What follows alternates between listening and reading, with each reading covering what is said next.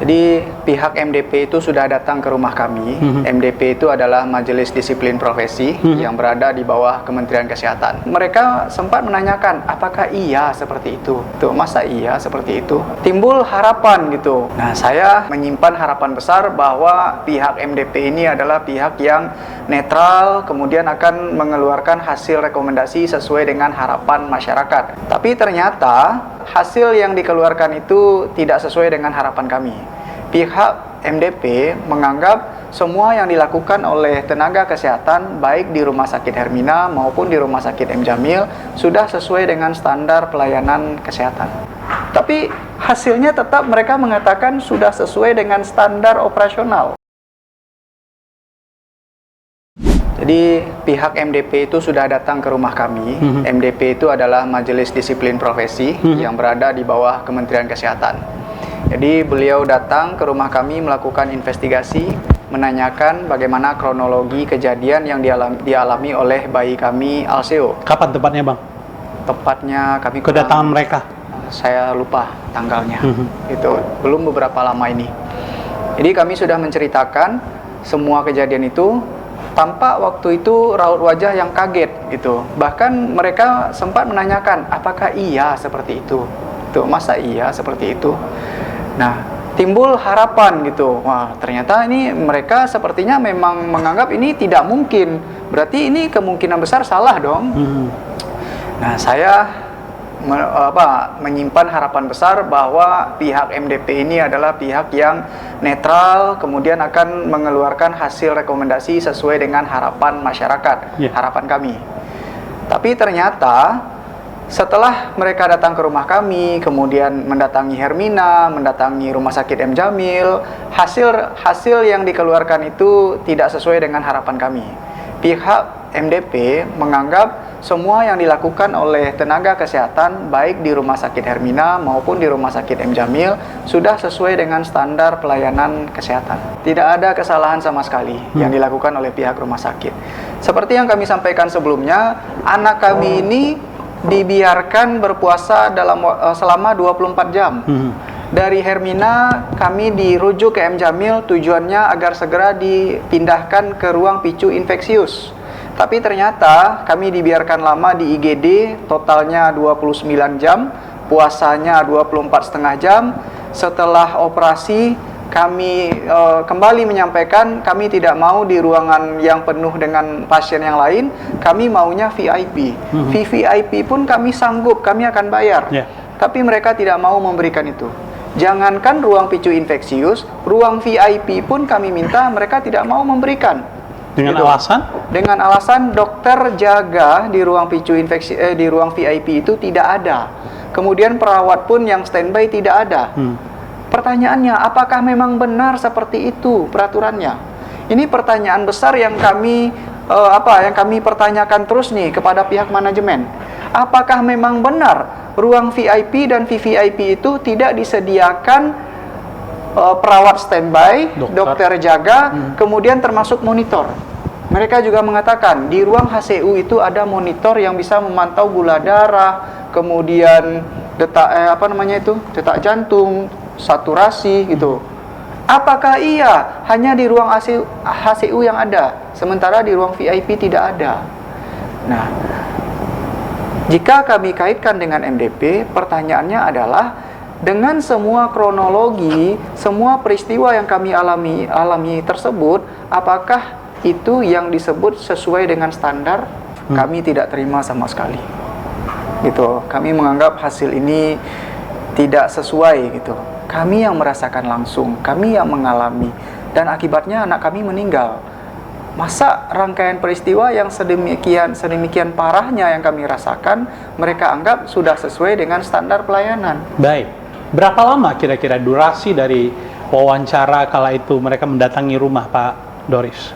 Kurang lebih sekitar 2 jam. 2 jam itu cukup lama berarti berbincang semuanya ya? Iya. Ada berapa orang mereka yang hadir? Yang hadir sekitar 5 orang. 5 orang? Perihal apa saja yang ditanyakan Pak Doris? Semuanya.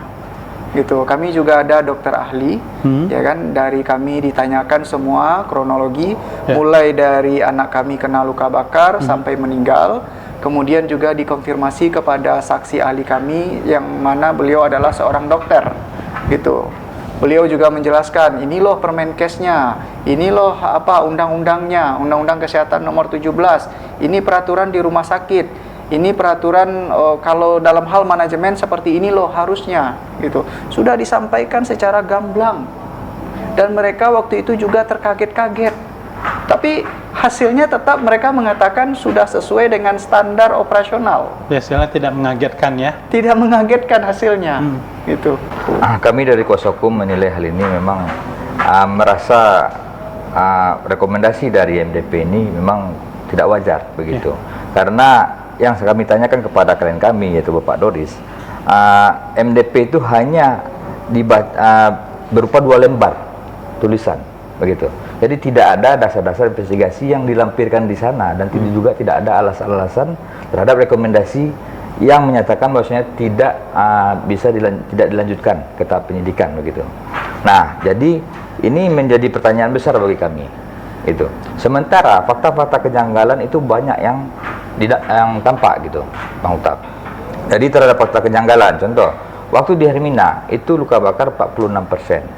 Sampai dirujuk ke M Jamil itu menjadi 23%. Itu satu kejanggalan bagi kami. Itu kami baca berdasarkan resume medis ya. Nah, yang kedua, itu dirujuknya ke PICU ya, ke ruang PICU infeksius. Sementara itu sudah lama di IGD dan masuknya malah bukan ke PICU infeksius. Harusnya kan penanganan itu terhadap luka bakar harus ada sterilisasi di situ terhadap infeksi-infeksi yang akan terjadi nantinya gitu. Nah, jadi tentu kami menilai di sini masih banyak kejanggalan-kejanggalan. Nah, maka kami merasa rekomendasi MDP itu memang kurang wajar rasanya diberikan dan bahkan itu bukan jadi pedoman yang pasti bagi penyidik untuk menghentikan suatu penyidikan. Nah, penyidik dasar hukum terhadap penyidik melakukan suatu sistem peradilan pidana itu adalah KUHP, hukum acara pidana. Nah, jadi tentu itu bukan menjadi dasar yang pasti yang bisa semacam memberikan perintah kepada penyidik untuk menghentikan suatu penyidikan.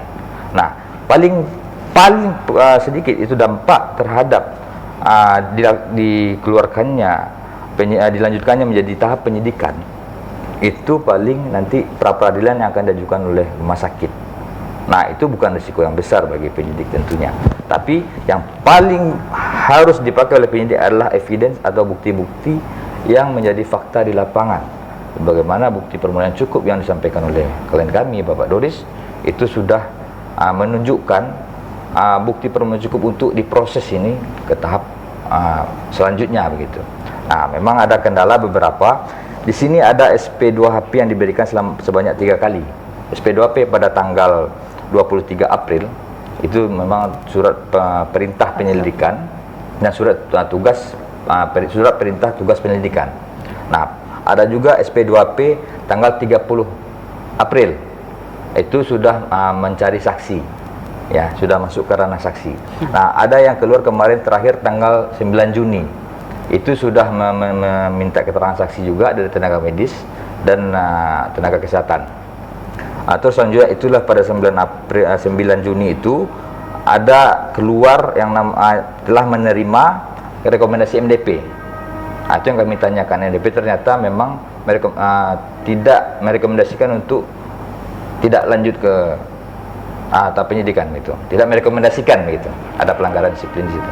Nah, jadi tentu memang kami tanyakan juga ke penyidik, memang masih dalam proses ini. Mereka akan meminta 2 orang ahli yang mana belum disampaikan kepada kami siapa ahlinya, ya kan? Jadi itu mungkin akan menjadi pedoman bagi penyidik apakah ini akan dilanjutkan ke tahap selanjutnya, itu penyidikan. Artinya masih dalam pertimbangan begitu ya, tidak mengikat juga bagi penyidik atas ya, tidak mengikat hasil MDP ini. Ya, karena acuan kewenangan penyidik itu adalah hukum acara pidana.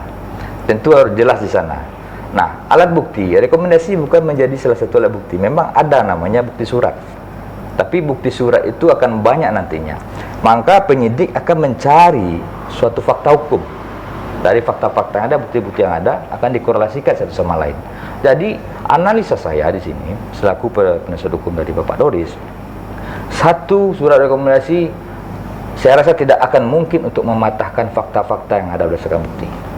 Itu. Jadi saya berharap juga ini dapat dilanjutkan ke tingkat penyidikan walaupun ada risiko-risikonya nanti pra peradilan dilanjutkan oleh pihak rumah sakit begitu.